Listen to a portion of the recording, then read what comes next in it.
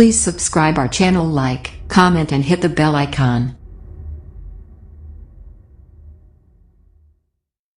Hello students, welcome to our YouTube education channel Shikshan Academy. आज इस video में हम स्टैंडर्ड 10th का science chapter number 3 metals and non metals में physical property of metal की बात करेंगे। यहाँ पे फिजिकल प्रॉपर्टी ऑफ मेटल को यहाँ पे हम पढ़ेंगे। इसके पहले के वीडियो में मैंने आपको introduction of metal and non metal मैंने पढ़ाया था। वहाँ पे अगर आपने नहीं देखा है तो उस वीडियो को जाके आप पहले देख लीजिए, फिर इस वीडियो को देखेंगे तो आपका पूरा कॉन्सेप्ट क्लियर रहेगा।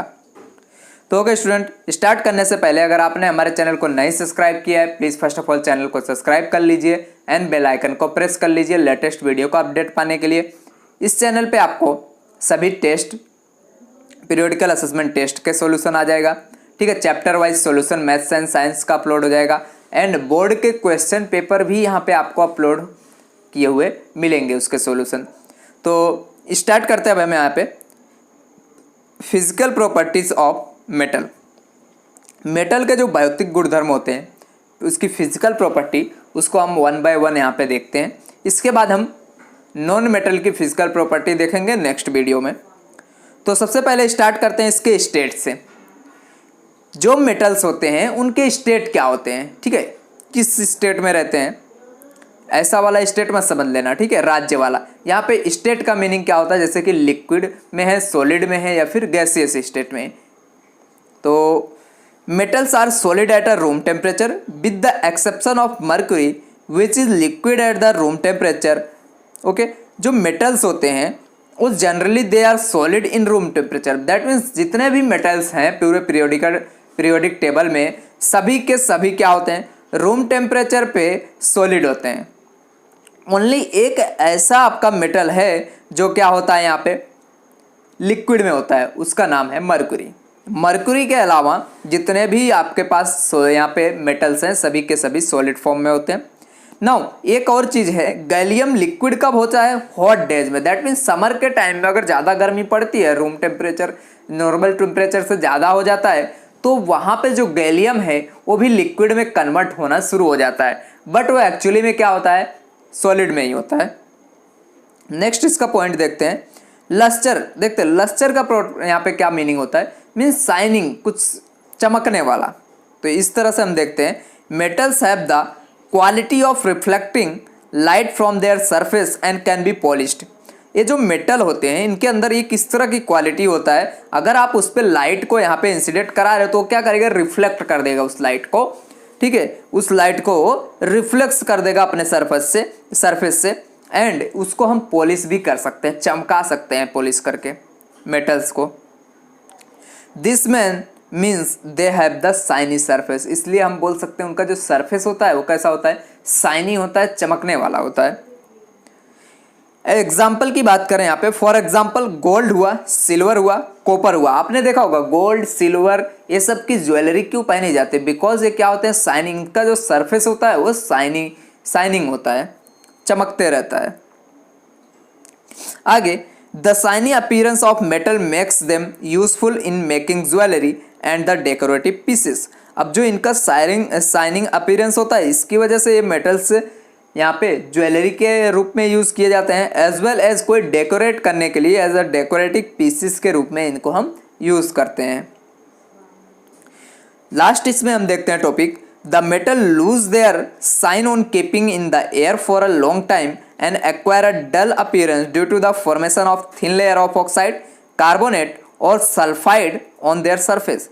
देखो अगर आप मेटल को क्या करते हो, यहाँ पे ज़्यादा टाइम तक, लॉन्ग टाइम तक एयर में रखते हो आप यहाँ पे, तो क्या करता है वहाँ पे उसका जो शाइनिंग जो अपीयरेंस होता है वो धीरे धीरे उसका क्या होता है, डल होने जाता है, शाइनिंग अपीयरेंस उससे कम होते होते चला जाता है। बिकॉज कि अगर देखो अगर आपने एयर में रखा तो उसको ऑक्सीजन मिलेगा जिसकी वजह से वो क्या करेगा, ऑक्साइड फॉर्म करेगा। अब कार्बन तो ऑलरेडी प्रेजेंट होता है, अब ऑक्सीजन के साथ मिलेगा, यहाँ पे कार्बोनेट फॉर्म कर देगा, इसी तरह सल्फाइड फॉर्म कर देगा, जिसकी वजह से जो उसका अपीयरेंस होता है वो धीरे धीरे चला जाता है, क्योंकि उसके ऊपर वो लेयर आके चिपक जाती हैं कार्बोनेट की, ऑक्साइड की एज वेल एज सल्फाइड की। नेक्स्ट प्रॉपर्टी की बात करते हैं इसका मेटल की, थर्ड नंबर की प्रॉपर्टी आपका मेलिबिलिटी। देखो मेलिबिलिटी क्या होता है, तो metals have the ability to withstand hammering and can be made into thin sheet known as a foil. जो मेटल्स होते हैं, जितने भी मेटल्स हैं, सभी को आप क्या कर सकते हो, उसको हैमरिंग हथौड़े से पीट के क्या कर सकते हो, एक थिन शीट्स में आप कन्वर्ट कर सकते हो। ठीक है, शीट्स में आप कन्वर्ट कर सकते हो, जिसको हम बोलते हैं फॉइल्स। अगर आपने किसी को हैमरिंग करके उसको एक बहुत ही ज़्यादा पतली शीट में कन्वर्ट किया, उसी को हम यहाँ पे बोलते हैं foils. That means you can convert any metal in the form of foil. For example gold, silver, aluminium. Aluminium का फॉइल आपने सुना होगा, गोल्ड होते हैं, सिल्वर होते हैं, ये सभी को आप अगर हैमरिंग करोगे, ये तो बहुत ही ज़्यादा थिन शीट्स में कन्वर्ट हो सकते हैं। They are used in very thin sheets called the foil. Now aluminium foil are used for packing food items. देखो, आपने देखा होगा जब फूड आइटम कहीं आप होटल्स जाते हो या फिर रेस्टोरेंट्स जाते हो, वहाँ पे अगर जो भी फूड वो पैक करके देते हैं, वो किस में पैक करके देते हैं, एल्यूमिनियम फॉइल में। अभी एल्यूमिनियम फॉइल क्या होता है, ये जो एल्यूमिनियम मेटल होता है उसी में से बनाया जाता है। इतना ज़्यादा उसको यहाँ पे हैमरिंग करके वो थिन शीट में कन्वर्ट कर देते हैं कि पता ही नहीं चलता कि वो मेटल है कि नहीं exactly. Aluminium sheets use to make utensils. और आपने देखा होगा इससे थोड़ा सा ज़्यादा मान लो थिक रहता है, ये जो आपने यहाँ पे फूड पैकेजिंग का एग्जाम्पल लिया, उससे थोड़ा सा ज़्यादा थिक रहेगा, जिसका यूज़ हम यूटेंसिल्स में करते हैं, यूटेंसिल्स बनाने में किया जाता है। Now Fe iron sheets are use to make buckets, boxes, water tanks etc। और जो आयरन का जो शीट्स होता है उसका यूज़ हम बकेट बनाने में करते हैं, बॉक्सेस बनाने में करते हैं, या फिर वाटर का टैंक्स बनाने में हम उसका यूज़ करते हैं। Now a sugar cube sized chunk of a gold can be pounded in a thin sheet that will be cover a football field. देखो, आपने देखा होगा एक शुगर का जो आपने एक टुकड़ा, एक जो इस तरह से पॉइंट जैसा होता है शक्कर का, इतने बड़े अगर हम चंक में से क्या करना चाहें, कोई अगर गोल्ड लें, उसमें से हम एक फुटबॉल ग्राउंड के जितना बड़ा एक शीट हम वहाँ पे कन्वर्ट कर सकते हैं। अब सोचो आप कितना ये क्या बोल सकते हैं, थिन आप उसको कन्वर्ट कर सकते हो, कितने थिन शीट्स में आप कन्वर्ट, कोई भी एक जितना, अब सपोज जो यहाँ पे शुगर कितना होता है, इतना पॉइंट जितना ही होता है उसका एक चंक, अब उसको आप कन्वर्ट करोगे, एक पूरा का पूरा फुटबॉल ग्राउंड जो है उससे कवर हो सकता है। इतना थिन शीट्स में आप उसको कन्वर्ट कर सकते हो यहाँ पे। नेक्स्ट जो प्रॉपर्टी है डक्टिलिटी। डक्टिलिटी क्या है, metals can be drawn into wires. अगर आप क्या करो, कोई भी मेटल को वायर में कन्वर्ट करना चाहो तो वो इजीली कन्वर्ट हो जाते हैं, ठीक है, टूटते नहीं हैं। एंड फॉर एग्जांपल की बात करें, copper, aluminium, magnesium, iron, gold, silver etc, these are the example of ductility metals. Means ऐसे जो भी आपको एग्जाम्पल दिए गए हैं, इनको आप थिन यहाँ पे बोल सकते हैं, वायर्स में कन्वर्ट कर सकते हो, पीट के इसको वायर में कन्वर्ट कर सकते हो। नेक्स्ट है, जैसे कि एग्जाम्पल की बात करें हम, फॉर एग्जाम्पल अगर आपके पास 100 gram of silver can be drawn into a thin wire about 200 metre long. अगर आपके पास सिल्वर का 100 ग्राम टुकड़ा है, आपके पास 100 ग्राम सिल्वर है, देन आप उस 100 ग्राम सिल्वर में से ऑलमोस्ट लगभग आप 200 मीटर तक उसको लॉन्ग वायर में कन्वर्ट कर सकते हो। नाउ जैसे कि सेकंड एग्जांपल की बात करें, 1 gram of gold can be drawn into a thin wire. अब इससे भी ज़्यादा किसको कन्वर्ट कर सकते हो, गोल्ड को। अगर आपने सिर्फ और सिर्फ 1 ग्राम गोल्ड लिया है, 1 ग्राम गोल्ड में से आप लगभग 2 किलोमीटर वायर लॉन्ग बना सकते हो। 2 किलोमीटर जितना लॉन्ग ओनली 1 ग्राम में। तो आप सोच सकते हो कितना ज़्यादा डक्टाइल होते हैं मेटल्स। नेक्स्ट देखते हैं, यहाँ पे जैसे देखो, यहाँ पे Cu and aluminium are use to make electric wire. अगर आप देखो यहाँ पे कॉपर एंड एल्यूमिनियम का यूज़ किसमें किया जाता है, यहाँ पे इलेक्ट्रिक वायर्स जो भी बनते हैं, आपके घर में देखा होगा जो भी इलेक्ट्रिक वायर्स होते हैं उसमें कॉपर या फिर एल्यूमिनियम का यूज़ किया जाता है। Magnesium wire are used in laboratory. और जो आपने लेबोरेटरी में देखा होगा, आपके लैब में, केमिस्ट्री के लैब में या फिर कोई भी लैब है, तो वहाँ पे क्या होता है, मैग्नीशियम वायर का यूज़ किया जाता है। Tungsten metal are use to make filaments of bulb, electric bulb. आपने देखा होगा कि जो इलेक्ट्रिक बल्ब अभी के तो जो एलईडी लाइट से आती है उसमें तो कुछ दिखता नहीं है, बट पहले जो आपने देखा व्हाइट कलर का गोला, इस तरह गोला वाला जो बल्ब आता था, उसमें आपको एक थिन वायर जैसा दिखता होगा, उसको हम बोलते हैं टंगस्टन। ठीक है, अब ये टंगस्टन से ही बना होता है, वो फिलामेंट्स हम उसको बोलते हैं, और ये जो फिलामेंट्स होता है वो टंगस्टन से ही बना होता है। टंगस्टन क्या है, तुम्हारा मेटल है।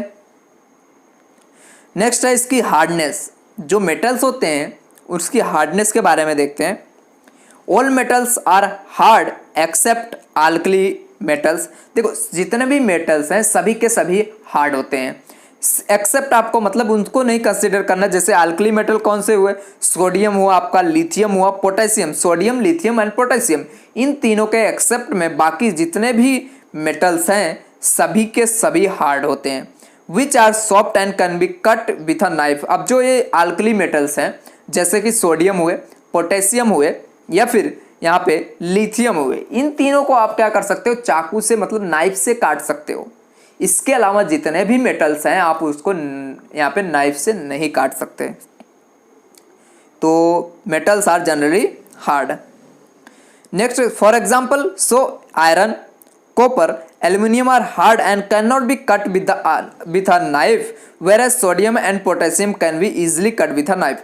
अब देखो जो यहाँ पे आयरन होता है, कॉपर होता है, एल्यूमिनियम होता है, ये बहुत ही ज़्यादा क्या होते हैं, हार्ड होते हैं। इनको आप कट नहीं कर सकते हो नाइफ से। लेकिन जैसे हम इसी की बात करें, जो मेटल होता है सोडियम, पोटेशियम एंड यहाँ पे लिथियम, इन तीनों को आप क्या कर सकते हो, इजीली नाइफ से कट कर सकते हो। दे आर सॉफ्ट, इसलिए हमने बोला except lithium, sodium and potassium all metals are hard. Next जो प्रॉपर्टी है यहाँ पे वैलेंसी। वैलेंसी की बात करते हैं, जो मेटल होते हैं उनकी वैलेंसी क्या होती है। तो देखो metals typically have 1 to 3 electrons in the outermost shell of their atoms. देखो जितने भी मेटल्स हैं ऑलमोस्ट जनरली उनका क्या होता है, 1 से लेकर 3 तक ही उसके आउटर मोस्ट ऑर्बिट में यहाँ पे इलेक्ट्रॉन्स होते हैं। जो आउटर मोस्ट उनका ऑर्बिट होता है उनमें 1 से लेकर 3, या तो 1 होंगे या तो 2 होगा या तो 3 इलेक्ट्रॉन ही उसके आउटर मोस्ट शेल में होते हैं मेटल्स के। इसलिए वो क्या करते हैं, इलेक्ट्रॉन का यहाँ पे डोनेट करते हैं। वो लोग इलेक्ट्रॉन डोनेट करते हैं एंड पॉजिटिवली चार्ज बनते हैं, क्योंकि उनके पास 1, 2 या 3 इलेक्ट्रॉन ही होते हैं। वो इजीली उसको वहाँ पे डोनेट कर सकते हैं, लूज कर सकते हैं। नेक्स्ट प्रॉपर्टी आपका कंडक्शन। तो कंडक्शन देखो, they allow heat and electricity to pass through them easily. देखो कंडक्शन का मीनिंग होता है कि किसी भी, मान लो एक पर्टिकुलर आपके पास है कोई भी मेटल, उसमें से क्या हो, इलेक्ट्रिसिटी या हीट यहाँ पे उससे पास हो सके, उसी को हम बोलते हैं कंडक्शन। अब यहाँ पे देखो कुछ होते हैं पुअर कंडक्टर, कुछ होते हैं यहाँ पे आपको जिसमें से जो गुड कंडक्टर।